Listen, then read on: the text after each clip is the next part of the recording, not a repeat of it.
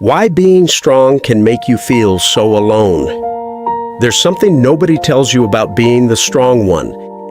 Everyone around you feels safer because of you, and somehow that makes you feel more alone than ever.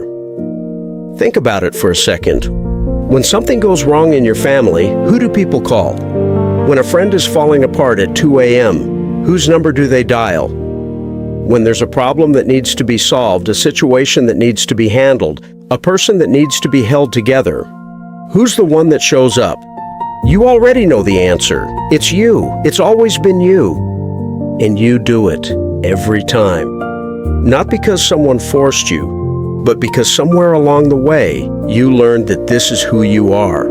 The one who handles things, the one who doesn't fall apart, the one who stays calm when everything else is chaos.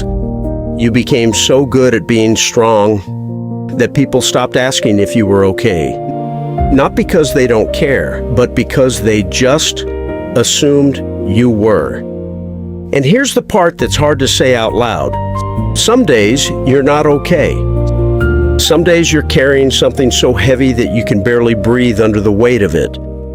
But you smile anyway. You answer the phone anyway, you show up anyway, because that's what the strong one does. But let me ask you something.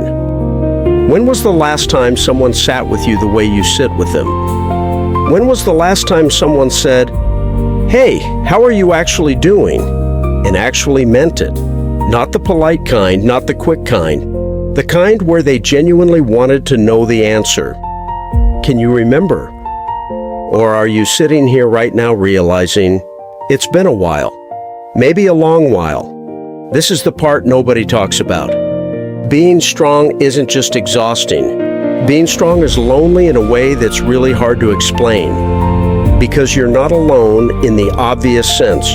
You have people around you, people who love you, people who need you, people who would do anything for you. But there's this distance. This invisible wall between you and everyone else.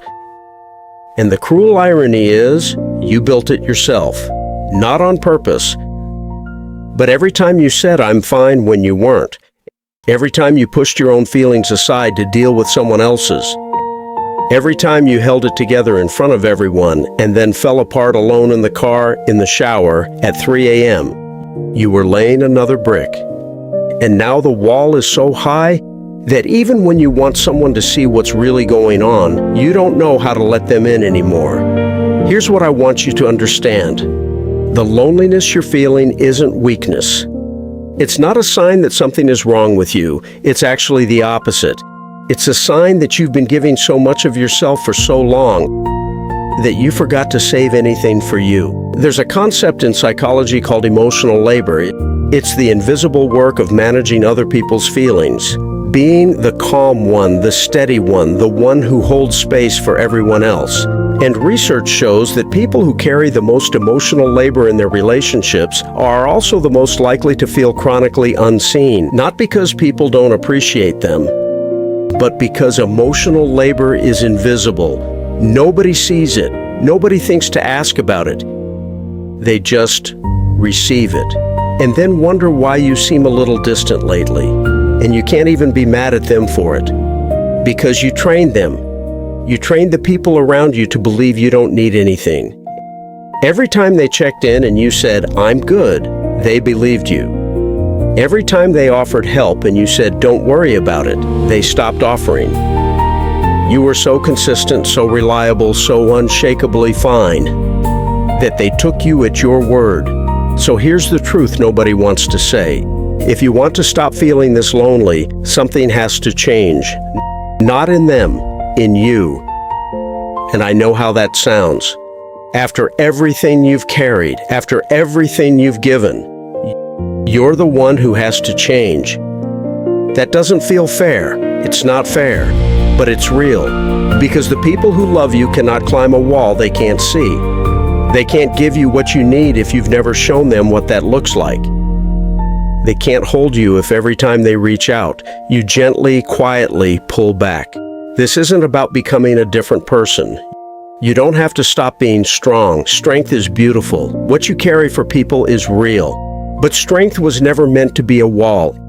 It was meant to be a foundation, something that holds you up, not something that holds everyone else out. So, start small. The next time someone asks how you're doing, don't just say, "I'm fine." Say one true thing, not everything, just one thing.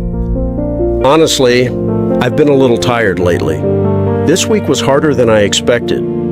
I'm okay, but I've had a lot on my mind.